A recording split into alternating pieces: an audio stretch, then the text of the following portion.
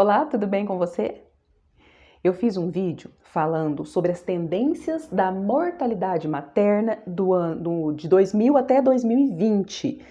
Foi um relatório que foi publicado e eu fiz um vídeo falando sobre esse relatório. E nele eu falo das três maiores causas de mortalidade materna, que são as doenças hipertensivas, que estão em primeiro lugar, também a septicemia e a hemorragia pós-parto, que é a segunda maior causa. Então, ficou hipertensão, hemorragia pós-parto, doenças hipertensivas, hemorragia pós-parto e septicemia, que são infecções generalizadas, né? E processos infecciosos que acabam agravando e acabam também levando à mortalidade materna. Hoje eu vou falar especificamente sobre as doenças hipertensivas, o documento fresquinho que saiu agora em janeiro de 2023. Então daqui a pouquinho eu venho falar para vocês mais um pouquinho sobre as doenças hipertensivas que estão presentes na gestação e que podem trazer complicações.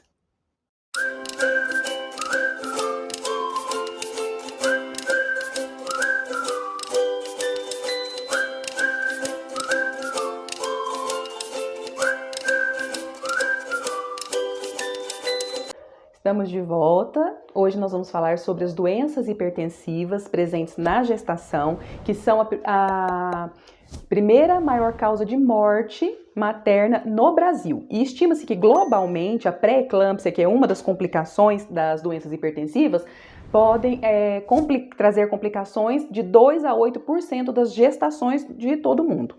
Então, primeiro tem que classificar. Como fala, doenças hipertensivas, então tem que classificar essas doenças hipertensivas. Como que elas são classificadas?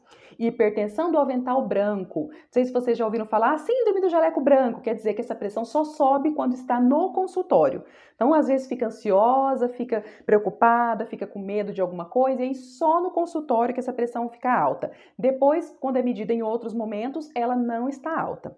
Tem também a hipertensão crônica, que é aquela hipertensão que já vinha antes da gestação. A hipertensão que vinha antes da gestação ou que foi descoberta antes das 20 semanas de gestação ou que permaneceram depois do parto acima de 12 semanas. Então quer dizer que é uma hipertensão crônica, pode ser que ela não soubesse que era hipertensa. Mas se essa hipertensão já apareceu antes das 20 semanas ou permaneceu após o parto depois de 12 semanas, então porque já era uma hipertensão crônica. A hipertensão gestacional, qual que é? É aquela que surge durante a gestação após 20 semanas e ela dura só até 12 semanas após o parto. Depois das 12 semanas ela some. Então ela é considerada uma hipertensão gestacional, só por conta daquele estado gestacional. Tem também a pré-eclâmpsia, e aí essa tem umas complicações, né? É uma hipertensão arterial após 20 semanas que tenha pelo menos mais um desses critérios que eu vou ler aqui, ó. Proteinúria acima de 300 miligramas na urina de 24 horas, quer dizer que é perda de proteína pela urina. Plaquetopenia, que seria a contagem das plaquetas abaixo de 100 mil. A creatinina sérica, né, no exame de sangue, ela tem que estar alterada também, desde que ela não tenha nenhuma doença renal. Aumento também de algumas enzimas hepáticas, edema pulmonar, dor de cabeça persistente e que apareceu assim do nada e que não corta com os medicamentos usuais. Eu costumo ter muita dor de cabeça, já tinha antes da gestação, mas eu tomava um dipirona e passava. Agora ela veio, essa dor de cabeça mais forte e não passa com a medicação de costume que você tomava antes. Sintomas visuais como visão turva, escotomas, que a gente fala que é como se fossem umas luzinhas, umas estrelinhas piscando assim, né? Dor epigástrica ou no hipocôndrio direito, grave, né? E persistente sem nenhuma outra explicação. Então a pré-eclâmpsia é essa pressão alterada após 20 semanas gestacional, mais pelo menos um desses critérios que eu mencionei aqui. Tem a hipertensão crônica com pré-eclâmpsia sobreposta, quer dizer, que é aquela história de hipertensão antes da gestação ou antes de 20 semanas, associado à pré-eclâmpsia, quer dizer que tem alguns sintomas daquele caso lá, daqueles que eu falei agora da pré-eclâmpsia. Tem também a hipertensão grave, que é o diagnóstico de hipertensão gestacional, porém a pressão a máxima, que se chama máxima, tem que estar acima de 16 e a mínima acima de 11, né? Seria 160 por 110. Então, se a pressão máxima, que é a sistólica, estiver acima de 160 e a mínima, que é a diastólica, estiver acima de 110. Então, essa aí é hipertensão grave. E aí tem também a pré-eclâmpsia com características graves, que seria a pré-eclâmpsia com todas aquelas características que eu falei, mas essa pressão arterial acima de 16, a máxima, ou acima de 110, a mínima, mais síndrome de HELP, que junta problemas de coagulação, problemas no fígado, é uma síndrome que acomete vários órgãos do corpo. Sinais também, iminência de eclâmpsia, que ela vai dar sinal que é cefaleia, os distúrbios visuais, mais náusea, vômito, a dor epigástrica, tudo junto, né? E a eclâmpsia é quando existe uma convulsão. Então, a pré-eclâmpsia não teve convulsão. Convulsionou, já virou eclâmpsia. Se ela não tiver nenhum outro problema de saúde que poderia ter levado a essa convulsão, como, por exemplo, uma epilepsia. Não tem nenhum fator que fizesse com que ela pudesse convulsionar, então quer dizer, convulsionou por conta da pressão, então é uma pré-eclâmpsia, né? É uma eclâmpsia, quer dizer. E também dor torácica, edema agudo de pulmão, insuficiência renal com elevação progressiva da ureia e da creatinina nos exames de sangue e oligúria. O que é oligúria? Diminuir a quantidade de urina num dia. Se fizer menos de 500 ml de xixi em um dia, em 24 horas, então também é um dos sinais característicos da pré-eclâmpsia com características graves. E aí, então, o que é que pode acontecer para ajudar a elevar esses níveis pressóricos? As condições mesmo da gestação, sobrepeso, diabetes, isso aí caminha junto. E quando tem a pressão alterada, também tem um risco maior de ter a hemorragia, que eu falei que é a segunda maior causa de mortalidade materna aqui no Brasil. Então, existem algumas formas de se evitar que essa pressão possa subir. O ganho de peso é um dos fatores que colabora para evitar que essa pressão suba. Então, como que pode ser o ganho de peso na gestação? É claro que vai ser avaliado o peso pré-gestacional. Sabe aquele IMC, que é aquela continha que a gente faz com o peso que a gente tem e a altura?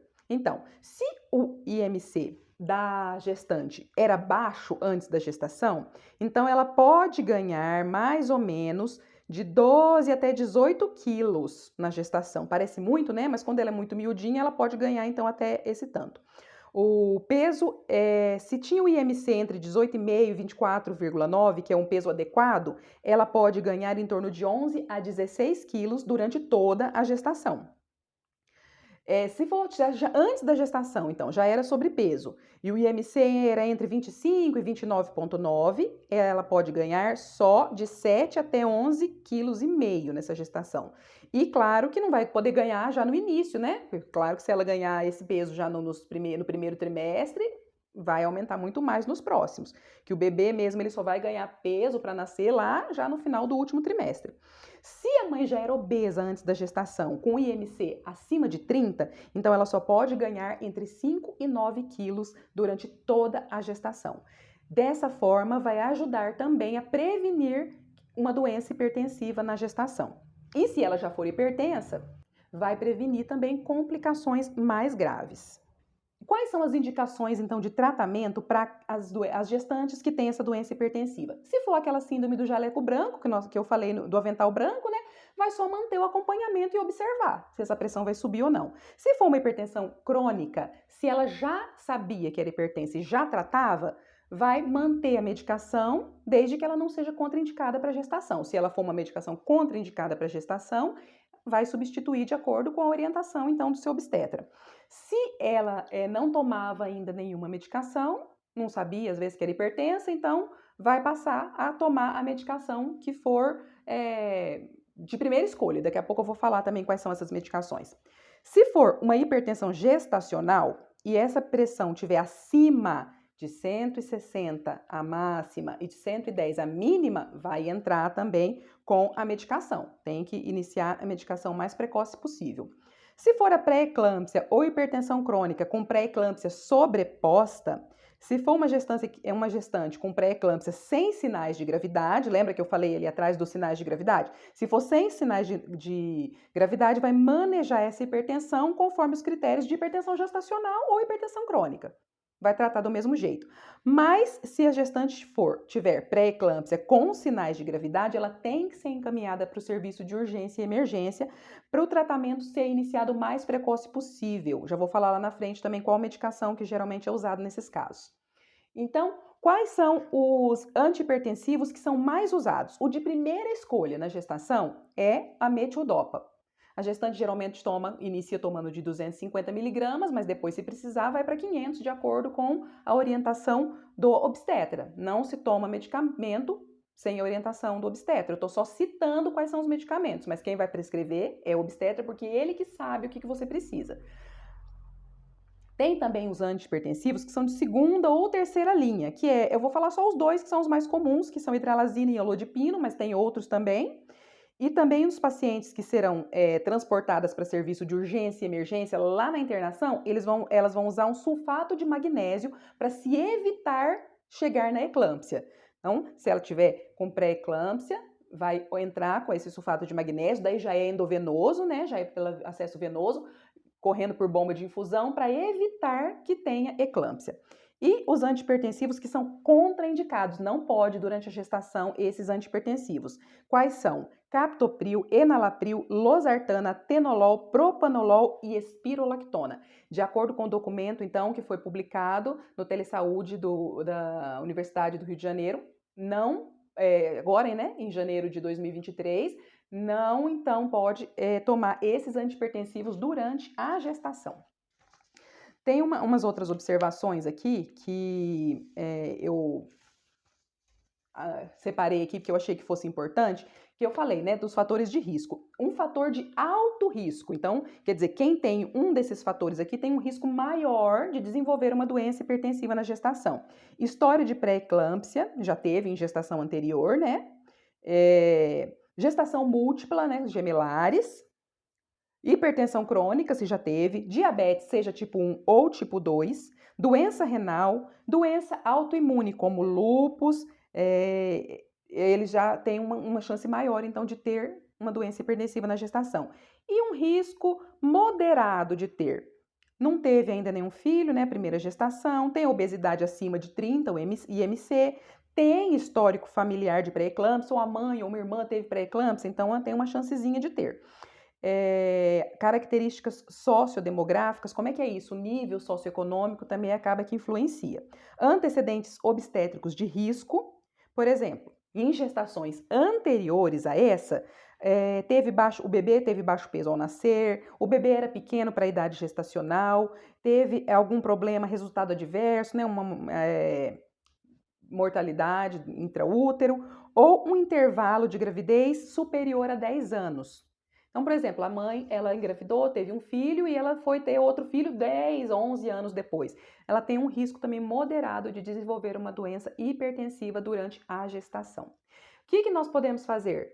Pré-natal, suspeita de gravidez, certeza de gravidez, fez algum exame que comprovou, inicie o pré-natal mais precoce possível, faça todos os exames necessários. Se tiver qualquer mal-estar, essa visão turva que eu falei, né, diminuir a quantidade de xixi em 24 horas, procure o serviço de urgência e emergência, não demore para procurar ajuda, porque quanto mais precocemente for buscada a ajuda, mais precocemente será evitada uma complicação e, inclusive, até a mortalidade materna. Viram que eu falei mais no início que essas doenças hipertensivas podem perdurar até 12 semanas? Então, não é porque o bebê nasceu que não vai ter hipertensão. Tem mulheres que começaram a apresentar hipertensão já ali um dia, 2 antes do parto. E às vezes foi preciso fazer uma cesárea, por condições maternas ou por condições fetais. O bebê é avaliado e, se precisar fazer uma cesárea de urgência, vai fazer essa cesárea de urgência. E essa puérpera, ela pode ainda permanecer até 12 semanas após o parto com essa hipertensão. E ela pode não ter tido durante a gestação e essa hipertensão aparecer depois do parto até 12 semanas. Então, é comum acontecer de aparecer essa hipertensão. É claro que tem os valores, né? Os valores ali que eu falei que era acima de 16/11. Logo depois do parto costuma ter edema, né? Os pés ficam inchados, as pernas ficam inchadas. E às vezes a pressão arterial aumentada pode também levar a esse edema, mas nem sempre associa o edema com a hipertensão. Às vezes é um edema mesmo, um inchaço decorrente do estado ali do puerpério mesmo. Mas se essa pressão persistir alta depois de 12 semanas, então provavelmente é porque já era uma hipertensão crônica, não sabia que tinha, né? Mas já tinha ela e aí ela vai continuar. Se teve a pressão alta na gestação agora, numa próxima gestação também tem a chance de ter. Então, sempre inicie o pré-natal, faça todos os exames, vá em todas as consultas, faça acompanhamento, porque a mortalidade materna relativa à hipertensão, relativa ao processo infeccioso, relativa à hemorragia, são todas causas evitáveis, causas preveníveis. E a gente pode fazer a nossa parte para ajudar. Nós, profissionais da saúde, orientando e vocês, gestantes e familiares, fazendo a parte de vocês, que é pré-natal e os exames e uma dieta saudável também, é claro, né? Rica em todos os nutrientes, tudo que precisa. Não quer dizer que está grávida que tem que comer por 2, mas a alimentação saudável, que tenha de tudo que precisa, né? Tenha proteína, que tenha rica em verduras, legumes, as frutas, né? Tudo porcionadinho, direitinho. Então, se cada um fizer a sua parte, nós podemos evitar essas complicações que tem acontecido muito comum ultimamente.